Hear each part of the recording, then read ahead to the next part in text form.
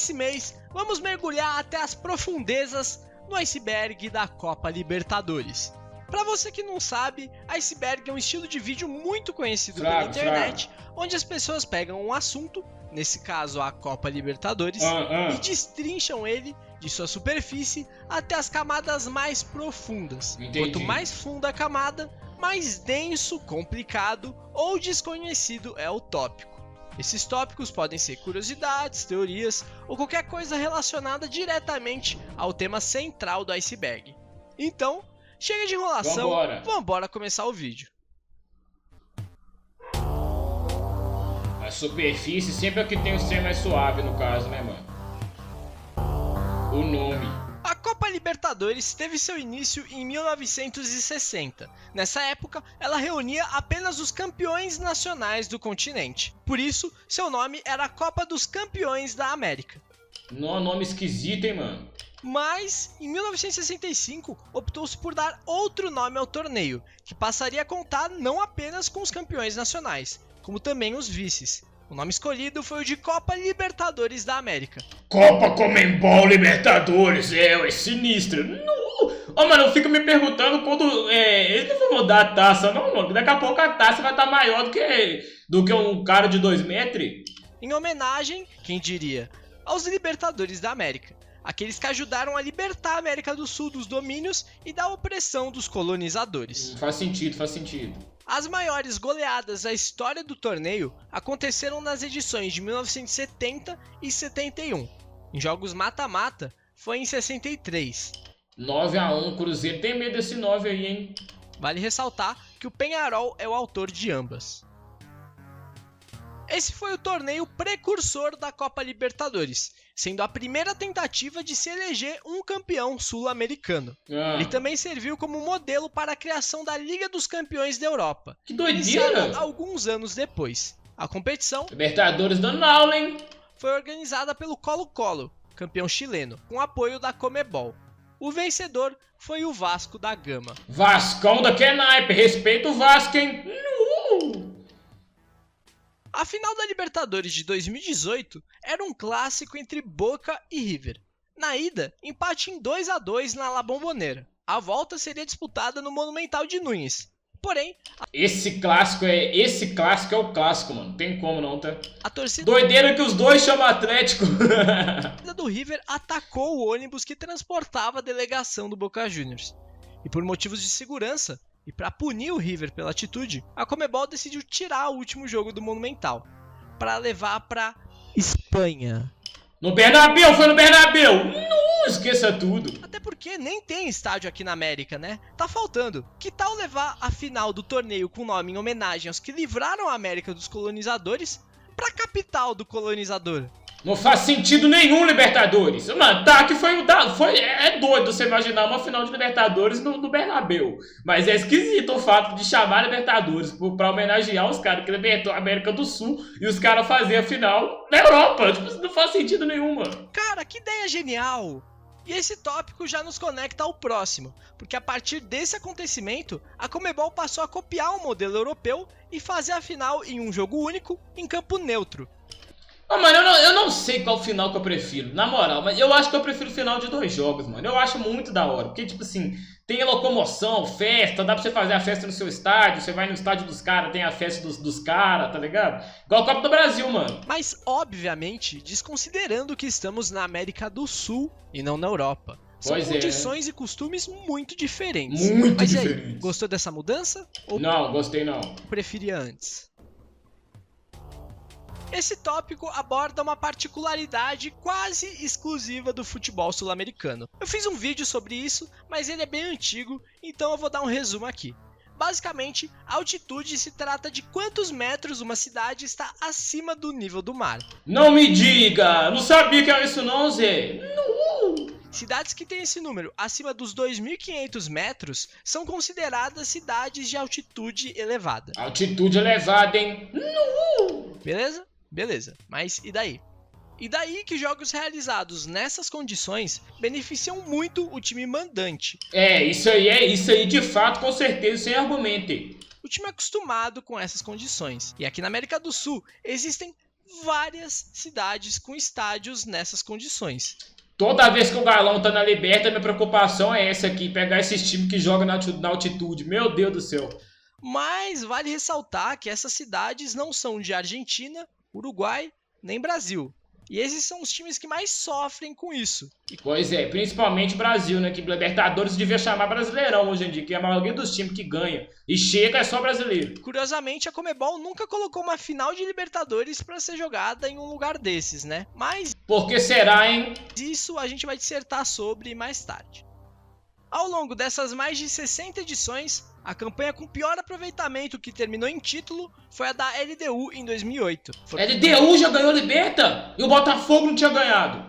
Não! Foram 5 vitórias, 5 empates e 4 derrotas. Esse tópico aborda a edição mais exótica da história do torneio, por diversos motivos. Mas eu não vou me aprofundar aqui porque tem um vídeo completinho no canal que investiga todos os porquês dessa edição ter sido assim. Vou ver depois, hein? De 1998 até 2016, tivemos a participação de times mexicanos na Copa Libertadores. Por que parou de ter, mano? Eu fico me perguntando também. Eu acho que se os times da América do Norte também participassem, ia ser doido. Mesmo que os times de lá sejam ruins a rodo. Ia ser legal, mano. Ia ter mais time, né? Não ia ficar nesses times aí, parece que é só pra completar a competição, mano. E foram participações bem interessantes. Pachuca aí, ó. Pachuca chegou no Mundial, menino. Interessantes. Eram equipes fortes. Esse Tijuana eu lembro, tá, mano? Enfrentou o Galão daquele naipe. E que competiam bem no torneio. Apesar de nunca terem tido um campeão, foram 3 finalistas no período. Mas esse feat acabou por conflitos no calendário. Ah, tá explicado, né? Além da questão das viagens. Até porque viajar pro México na quarta para voltar pro Brasil e jogar um Brasileirão no domingo não era o ideal, né? E o que deve ser feito, CBF? Mudar o calendário. Dito isso, Ronaldo presidente, hein? Mas, vira e mexe, surge um burburinho de que as equipes mexicanas vão voltar a disputar a Libertadores. Ronaldo defende a entrada de clube de México e Estados Unidos na Libertadores. E tá vendo? Ronaldo tem que virar presidente, esqueça tudo. O que seria bem interessante. Será que rola? Rola, vai rolar, hein? O maior público registrado em um jogo de Copa Libertadores foi de 114.500 pessoas em 2001. Nossa, gente, isso aqui é gente. Na vitória de 3-0 do Cruz Azul sobre o River Plate, Cruz Azul. no Estádio Toma, Azteca. River. O menor foi de 42 espectadores no empate entre Fênix, do Uruguai, e Once Caldas, da Colômbia. 11 Caldas ou 11 Caldas? Válido pelo grupo 2 da edição de 2004. Vale ressaltar que os donos da casa já estavam eliminados e jogavam só para cumprir tabela. E o Once Caldas já estava classificado. Eles que viram a ser campeões daquela edição meses depois. Esse tópico fala sobre os clubes que na mesma temporada disputaram a segunda divisão e a Libertadores. Que isso, Verdão? Tá fazendo o que aí, Zé? O primeiro vídeo daqui do canal foi sobre essa temática. Lá eu abordo de forma mais completa os acontecimentos. Hoje são 8 os clubes que conseguiram esse feito. Águas rasas, hein? Vambora, rapá! Jogador expulso duas vezes no mesmo jogo. Na edição de 1972 da Libertadores, Olímpia, eterno freguês, esqueça tudo. No duelo entre Atlético Mineiro e Olímpia, o jogo empatava em 2-2 quando se iniciou uma pancadaria. Normal, né? O juiz expulsou 3 jogadores do Atlético. Pô, mano, o que esses juízes têm contra o Galo, mano? Não é possível, mano. Porém, o camisa 9, que foi um desses expulsos, trocou a camisa, vestiu a 15 e seguiu em campo. Malandro. Chegou a acertar um chute no travessão, inclusive. Foi aí que os jogadores do Olímpia perceberam e demorou tanto assim pra perceber? O juiz reexpulsou o atleta. No final o cara foi expulso 2 vezes, mano. Das contas, o jogo terminou por falta de jogadores atleticanos. De novo, isso aqui me lembra determinado jogo aí, hein? Tiveram 6 expulsos. River Plate e Santa Fé. No meio da pandemia, River Plate e Santa Fé se enfrentavam na Argentina. O problema era que o River tinha 20 jogadores infectados pela Covid e como é que você fez pra jogar, River? Portanto, impossibilitados de jogar. De todo o elenco argentino, apenas 11 jogadores estavam disponíveis para o jogo. E nenhum deles era um goleiro. Por isso, o volante Enzo Pérez jogou improvisado no gol. Assim, o River ia a campo. sem substituto. Os caras foram com um goleiro, com um jogador de linha no gol, mano. E com um goleiro que não era goleiro. Mas mesmo com todos esses contratempos, o River venceu o Santa Fé por 2-1 e terminou classificado para a próxima fase do torneio. Em jogo válido pela fase de grupos da Libertadores de 2000, o Palmeiras goleava o The Strongest por 4-0. Eu lembro desse Strongest também, Galão amassou ele daquele naipe em 2013, 2 vezes ainda. E a câmera flagrou o goleiro Marcos, do Palmeiras, tomando um cafezinho. Ah, Zé, o que tem, mano? O cara quis tomar o café, só faltou pão de queijo. Manter aquecido. Afinal, fazia frio e o time boliviano não exigia muito da defesa alviverde. Faria o mesmo, Essa faria o atitude mesmo. pegou mega mal e o goleiro saiu como snob. No jogo da volta, lá na altitude de La Paz, o Palmeiras tomou 4-2. E jogadores do The Strongest comemoravam cada gol como se estivessem tomando um cafezinho. A vingança não quer plena, hein, Verdão? Alguns dias depois, no Paulistão, o Palmeiras tomou uma goleada pro Rio Branco em Americana. Rio o Branco é goleirão acabou sacanagem. falhando em alguns gols. As placas de publicidade do estádio mostravam uma marca de café a cada gol do time de Americana. Ah, não, futebol eu ouço. Mais um Boca e River, dessa vez em 2015, pelas quartas de final. Na ida, Mano, se Boca e River já é sinistro, você imagina Boca e River na Libertadores. o River havia vencido por 1-0. Na volta, o primeiro tempo acabou com um 0-0 sem muita emoção. No retorno do intervalo, torcedores do Boca jogaram spray de pimenta no túnel de acesso ao campo, deixando alguns atletas do River com machucados no olho e na pele. No Que final isso, das cara? contas, o jogo foi cancelado e a Conmebol decidiu eliminar o Boca Juniors da competição, classificando o seu rival, que no final das contas acabou como campeão daquela edição. Deu o título pro River daquele naipe, hein, mano. Pô, mano, até o Zaratio, velho. E tomaram pro Galo nas quartas por 3-0. Até agora nada de contratações, já levaram 6 jogadores do Galo. Ô, mano, a única coisa que eu tenho pra falar é... Eu, sinceramente, eu nem sei o que eu falo, mano. Sem braba, tá? Mas eu tô confiante, mano. Eu tô achando que vai ter um lateral direito que vai ser anunciado aí essa semana ainda, fraga. E pelo que, tipo assim, das últimas notícias que eu vi, mano, tem um canal do Galo, de notícias do Galo só, que traz umas notícias do Galo, mano, tipo assim, que eu coloco um pouco de confiança, fraga. E as últimas notícias que eu vi eram boas, então, tipo assim, eu tô tentando ficar confiante, mas realmente tá bem difícil a situação mesmo, tá, mano? Tô com medo de sair na rua e o Galo me vender também.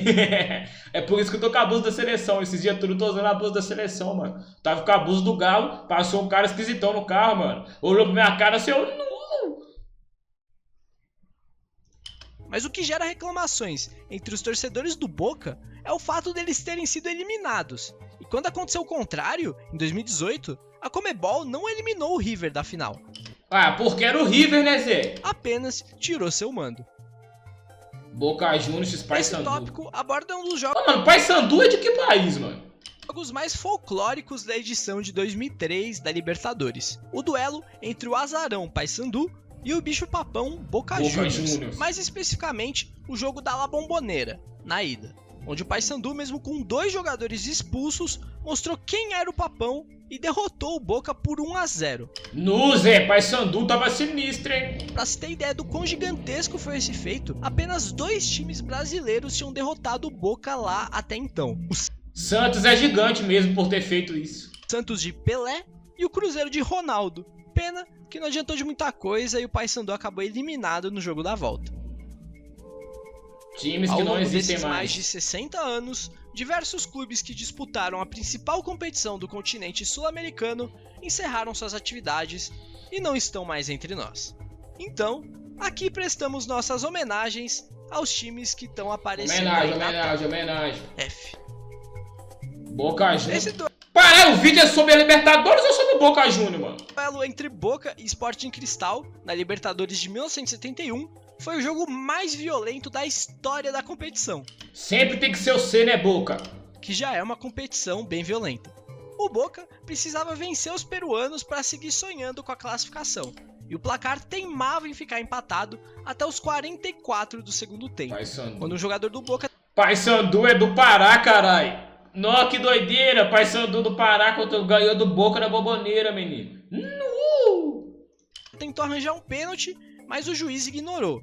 que despertou a fúria dos argentinos, que partiram para cima dos adversários, iniciando uma pancadaria homérica. No final das contas, o juiz expulsou 19 jogadores. Acabou o futebol, esqueça tudo. Encerrando o jogo ali mesmo. 3 atletas foram hospitalizados e os outros expulsos foram presos. Os caras foram do campo de futebol pra cadeia, não é possível, mano. Sim, presos. Só foram liberados no dia seguinte. Por causa do furdúncio, o Boca foi eliminado da competição. Eu digo é muito! Ué. Como assim eu digo é muito? Não faz sentido isso não, mano. Pois é. O Boca sempre curtiu muito ser eliminado por questões extra-campo. Tô vendo mesmo. Aqui o nome já diz tudo. Pela pré-Libertadores de 2018, jogo entre Vasco e Jorge Wilstermann, o Vasco sofre o primeiro gol. Enquanto a TV passava o replay desse gol, ele foi lá e tomou outro. Que isso, Vascão? Aí você me complique. O jogo terminou 4-0 para os bolivianos, mas o Vasco terminou classificado nos pênaltis. É isso aí, pô. Respeita o Vasco, hein? Flamengo. No meu vídeo sobre os asteriscos dos títulos da Libertadores, quando eu disse que pra mim o maior roubo da história era no jogo entre Boca e Corinthians de 2013, muitos comentaram dizendo que esse era o jogo mais roubado da história. E de fato, quem sou eu para discordar, né? Era uma partida de desempate, para ver quem passava para a semifinal. E naquele Serra Dourada com gramado cortado em desenhos um tanto quanto diferentes, com meia hora de jogo, o juiz expulsou o primeiro jogador atleticano de forma polêmica. Ô Zé, quem fala que isso aqui não foi roubo, mano, é muito clubista, fraga. Pra dizer o mínimo. Pra mim não é choro não, mas isso aqui não foi nem roubo, isso aqui foi o maior assalto do futebol, mano. Ela pro Galão ter o Mundial, mano. Se o Galão... não dá pra saber se o Galo ia ganhar se não tivesse tido jogador expulso, mas vamos supor que o Galo tivesse ganhado. E o Galão ia bater o Mundial e não o Flamengo. Vai fazer o quê, né, mano? Agora é olhar pra frente mesmo do que naipe, é isso mesmo. O jogo seguiu e pouco tempo depois, outra expulsão. Dessa vez por reclamação. Daí começou a confusão de fato. O cara não tava nem o cara nem disfarçou que queria roubar pro Flamengo, mano. É isso que me deixa mais indignado, Zé. Comissão técnica do Galo, policiais e tudo que tinha direito em campo. Mas o juizão, não contente, decidiu expulsar todo o banco do Atlético e mais 3 jogadores do campo. O cara tava afim mesmo, mano. O cara queria que o Flamengo ganhasse de qualquer jeito, mano. Encerrando assim a partida por número insuficiente de jogadores. Ô Zé, a minha teoria é a seguinte, esse juiz foi pro jogo querendo tanto que o Flamengo ganhasse que ele queria eliminar qualquer possibilidade que tinha do Flamengo perder, fraga. Aí ele saiu expulsando todo mundo, mano. Dando a vitória por WO e classificação ao Flamengo, que posteriormente seria campeão. Eu sou inteiramente a favor da disciplina. Vergonha. Mas Pra mim pode até ter, mas vai ficar marcado como tem o título porque teve que fazer o maior roubo da história do futebol. acho que o juiz não tem o direito de estragar um espetáculo como esse. Porque duas equipes... no Vasco campo, tomando gol no replay, coisa que só acontece com o Essa Vasco. maldição consiste em ser impossível ser campeão da Libertadores depois de vencer todos os jogos da fase de grupos. Apenas 4 times conseguiram esse Acho que o feito. Galo fez Vasco isso, em pô. 2001, Ah, não, Santos se bem em que o Galo não 2007, ganhou todos, não. Boca em 2015 e Palmeiras em 2022. E nenhum deles foi campeão. Esse tópico aborda um time que ultimamente passa por maus bocados. Tá na 3ª divisão paulista, mas durante um período no início dos anos 2000 conseguiu emplacar boas campanhas. Só o Caetano é sinistro, menino. E deu muito trabalho para gigantes do futebol sul-americano. O pena é que eu tava Vale lembrar muito que o São novo. Caetano chegou a ser finalista da Libertadores Caralho, São Caetano é sinistro, hein? em 2002, perdendo a final pro Olímpia. O maior pecado é que eles chegaram muito, mas muito perto de ganhar. Ele teria sido campeão antes de Corinthians, Atlético Mineiro, Fluminense e Botafogo.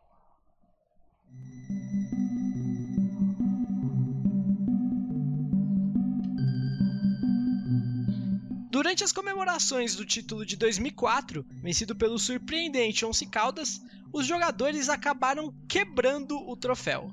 No Zé, os caras entram em campo, se matam, fica a competição inteira querendo caneco, ganham caneco e quebra o trem, aí vocês me compliquem.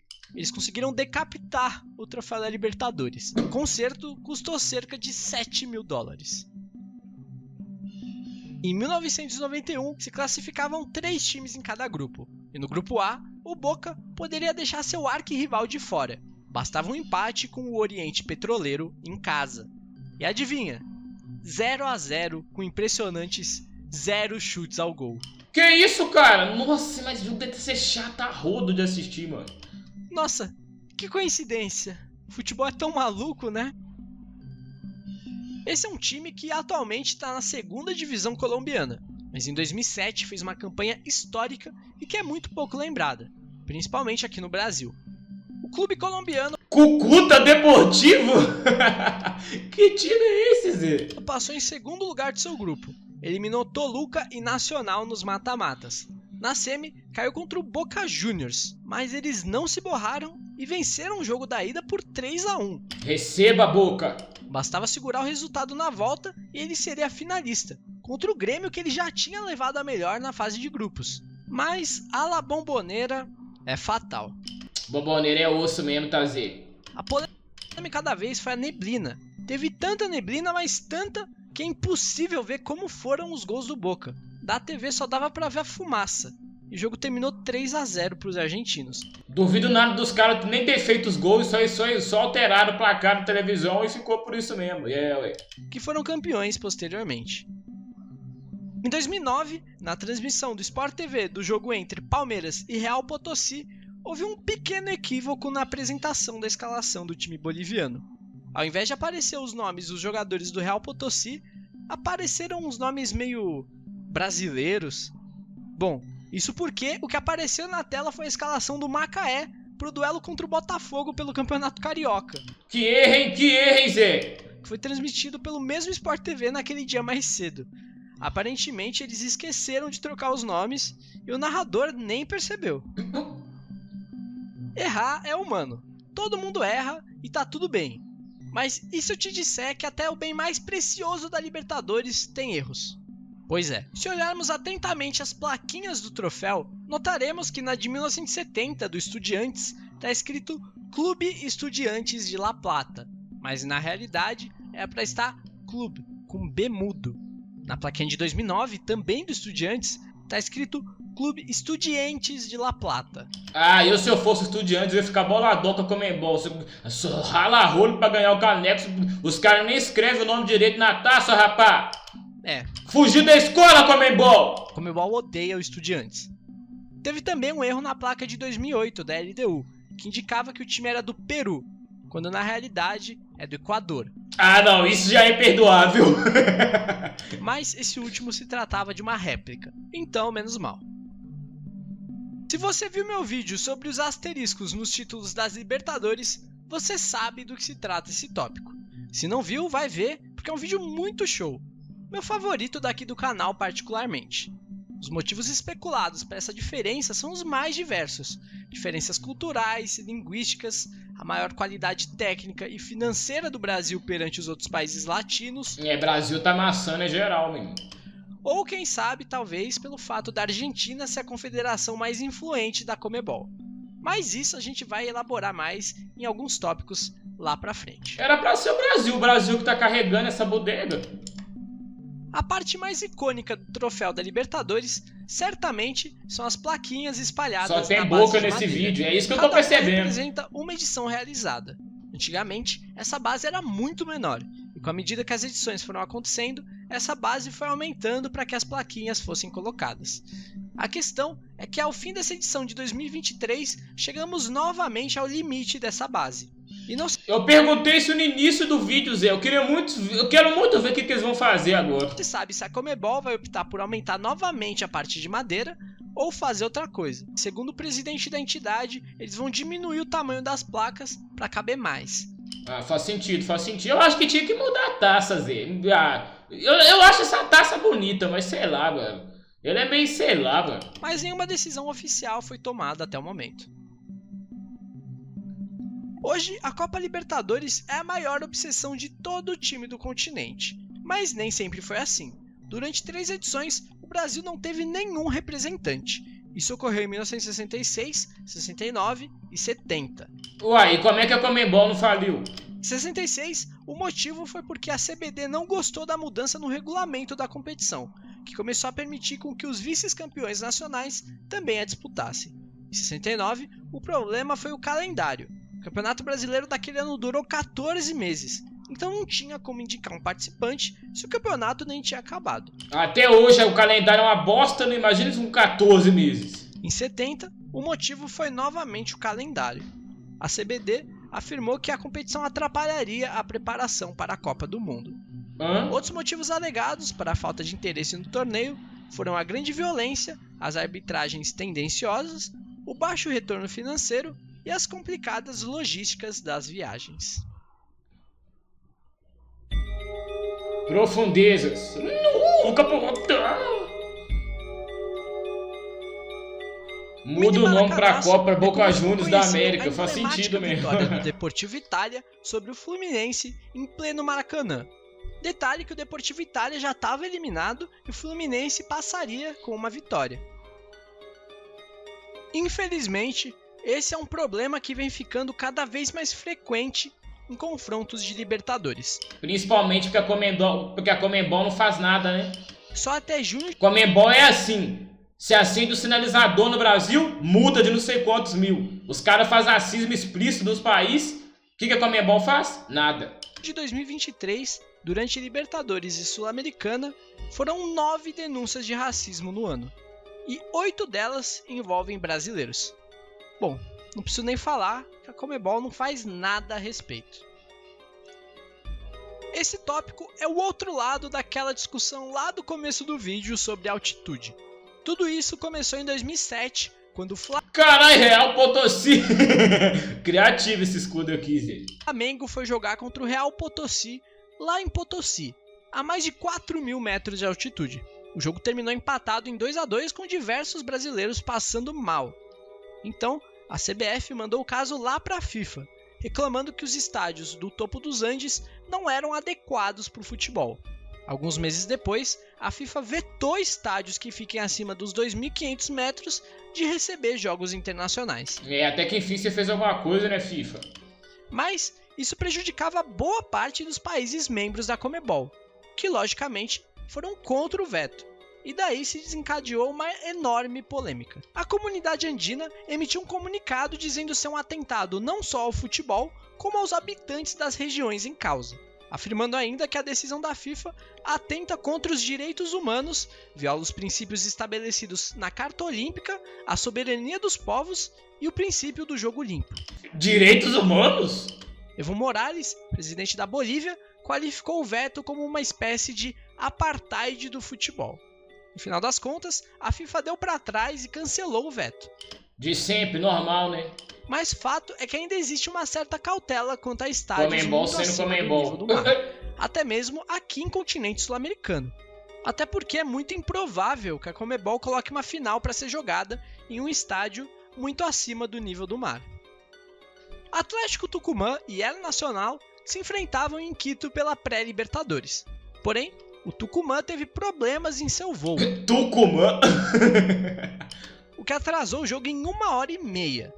Mas como desgraça pouca é bobagem, o time argentino não conseguiu transportar seu uniforme, o que seria um problema gigantesco não fosse a sorte da seleção argentina sub-20 estar jogando o sul-americano sub-20 naquela mesma cidade.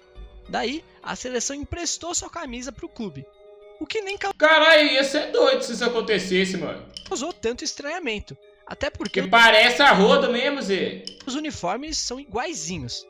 E sem sentir o peso de vestir o manto da seleção argentina, o Tucumã venceu a Nacional por 1-0 e conseguiu a classificação. Honrou a camisa da seleção, hein?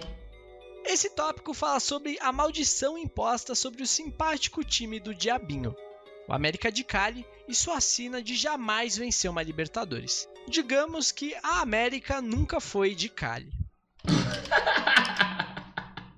Essa foi boa, hein, Zé? Ele foi vice-campeão em 1985 para o Argentinos Juniors, em 86 para o River Plate, em 87 para o Peñarol e em 96 para o River Plate de novo. No futebol feminino, eles perderam a final para a Ferroviária de Araraquara em 2020. Ferroviária, até a Ferroviária ganhou, Zé. E se eu te disser que o time que você mais tem que temer no sorteio da fase de grupos da Libertadores é o Aliança Lima? Sim, se seu time cair contra ele, pode esquecer. Meu time caiu contra ele e não deu nada não, Zé. Mas não porque ele é um adversário difícil. mas porque ele carrega uma maldição. Todos aqueles que caírem no grupo do Alianza Lima vão perder a Libertadores. Não, pior que é mesmo! Que doideira isso aqui, mano! Olha essa Lima, o culpado é você, rapá! Não! Galão caiu no grupo da Alianza Lima 2023, mano! Desde 2000, que foi quando esse formato foi instituído, o Alianza Lima disputou 13 edições de Libertadores, caindo com 39 times no total. E nenhum conseguiu levantar a taça. Caralho, maldição mesmo isso aqui, Zé. Pode orar nesse time aí, mano. Tiveram ainda 3 finalistas. São Caetano em 2002, Boca em 2018 e River em 19. Bom, no ano que vem já sabe, né? Torce pra vir qualquer um, menos o Alianza Lima no seu grupo. Essa maldição afeta exclusivamente clubes brasileiros. Por algum motivo, todos os anos terminados em 4 são amaldiçoados e impossíveis de serem vencidos por equipes brasileiras. Mentira, o Botafogo ganhou. 2024 quebrou a maldição daquele naipe. Nossa, meu, eu tive que lembrar que o Botafogo ganhou. Que inferno! Então aguardar e ver se ano que vem essa maldição se mantém. Esse tópico se trata de uma lost media, ou seja, uma filmagem que está perdida e indisponível para o público. Estamos falando da filmagem da final da Copa Libertadores de 1960, que não se encontra disponível em vídeo. Algo muito estranho, até porque foi um evento amplamente documentado à época, com transmissões para diversos países. Mas quem ganhou? Vale dizer que é a única final sem nenhum registro em vídeo, apenas áudios e fotos.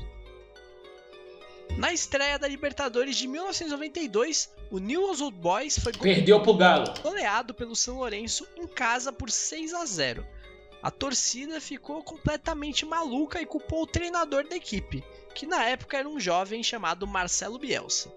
Segundo a história, um grupo de torcedores foi tirar satisfação com o treinador na porta de sua casa de madrugada. Isso é bem coisa que a torcida do Galo faria, tá? Foram surpreendidos com o próprio Marcelo saindo à porta, mas com uma granada na mão.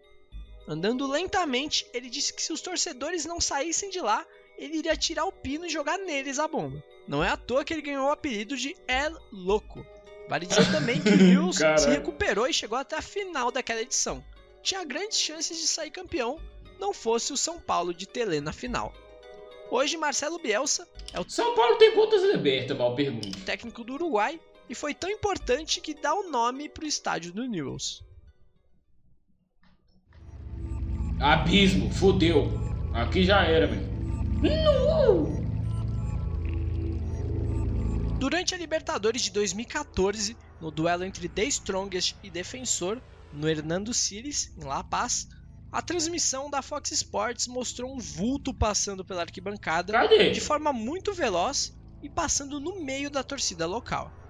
Tudo fica ainda mais bizarro ao constatar que encontrada o torcedor correndo para acompanhar os minutos finais da partida. Nossa, que doideira, mano. Bom, e aí, você engole essa explicação? Esse tópico engloba outros 2 temas dessa camada. Basicamente, vamos falar sobre a influência do narcotráfico na principal competição do futebol sul-americano. Durante os anos 80 e parte dos anos 90, cada time colombiano era ligado a um chefão do cartel. São tantas Parabéns em times da Colômbia. histórias que, se vocês curtirem, dá pra fazer um vídeo só sobre esse tema. Mas como esse é um iceberg sobre a Libertadores, vamos nos limitar aos fatos que dizem respeito ao tema. Na edição de 1989, vencida pelo Atlético Nacional, ligado a Pablo Escobar, supostamente, o que não faltam são suspeitas de envolvimento do cartel. Na semifinal, entre Atlético Nacional e Danúbio, o jogo de ida em Montevidéu terminou empatado em 0-0. E na volta, segundo o relato do próprio juiz da partida, um grupo armado invadiu o hotel da equipe de arbitragem às vésperas do jogo, deixando um saco cheio de dinheiro e uma mensagem bem clara: Nacional tem que ganhar. Nossa, isso nem soou como ameaça, né, mano? Foi só um bilhetinho. Bom, o resultado foi 6-0 para os colombianos. Os uruguaios também magicamente fizeram a pior partida da vida deles. Ainda nesse ano de 89, um árbitro foi assassinado por ter tido uma arbitragem infeliz no duelo entre América de Cali e Independiente Medellín. Por conta disso, o cara apitou o jogo e rodou. colombiano foi encerrado sem um vencedor. Então a Colômbia não tinha como indicar seus participantes para a Libertadores de 1990. O único representante foi o atual campeão da Libertadores, o Atlético Nacional. E nas quartas daquela edição, ele acabou enfrentando o Vasco da Gama. O jogo da ida no Rio terminou em 0-0. A volta, em Medellín, foi vencida pelos colombianos por 2-0. E depois pediu para fazer de novo um treino assim, acho que essa história que eu vi já. Mas os jogadores vascaínos alegaram ter sofrido ameaças e o trio de arbitragem uma tentativa de suborno. Foi então que surgiu um tal de Eurico Miranda exigindo que a partida fosse anulada. E a Conmebol aceitou a alegação, exigindo com que fosse realizado um novo jogo em campo neutro. Mas de nada adiantou. O Atlético Nacional saiu vencedor novamente. Não deu certo, hein, Vascão? Dessa vez por 1-0. O clube colombiano teve esse mesmo tipo de problema em diversos outros confrontos, como contra o Olímpia, que caiu contra o Atlético Nacional 3 vezes, em 89, 90 e 91. Por conta desses acontecimentos recorrentes, a Colômbia foi proibida de receber jogos da Libertadores por 1 ano. Então, para a edição de 91, os clubes colombianos não tiveram outra opção senão mandar seus jogos em outros países. Inicialmente, o Nacional mandou seus jogos em San Cristóbal, cidade venezuelana próxima à fronteira da Colômbia. Mas o mais curioso foi o clássico entre Atlético Nacional e América de Cali, que foi jogado em Miami, nos Estados Unidos. Nossa, tudo a ver em Conmebol. Sendo esse o primeiro jogo da história da Libertadores disputado fora da América do Sul. A estreia do atual campeão de uma Libertadores é um jogo muito especial que atrai muitos olhares. E na edição de 2013, essa partida foi marcada por uma tragédia. O Corinthians duelava com o San José em Oruro e logo aos 5 minutos abriu o placar, o que provocou a euforia dos corintianos presentes, que lançaram um sinalizador, que acabou atingindo o rosto de um torcedor da equipe boliviana, Kevin Beltrán Espada, de 14 Eu acho que eu lembro desse caso aqui. Aí que foi proibido os sinalizadores, né, Zé? 14 anos, que infelizmente não resistiu aos ferimentos causados pelo projétil, que atingiu o garoto a cerca de 300 km por hora. Alguns torcedores do Corinthians ficaram detidos e só foram liberados após longas negociações entre os países. No final das contas, um torcedor de na época 17 anos assumiu a autoria do disparo. Foi feito um amistoso entre Brasil e Bolívia para arrecadar fundos para a família de Kevin. Porém, sua família alega não ter recebido nenhum centavo dessa partida. Aí é foda, mano. Esse tópico se refere a alguns áudios vazados por um canal de TV em 2015 que mostram Julio Grondona, famoso cartola argentino que foi presidente da confederação por mais de 30 anos, assumindo crimes. Nos telefonemas ele fala desde a escalação do árbitro do polêmico Corinthians e Boca de 2013 até da compra do juiz em um Independiente e Santos em 1960.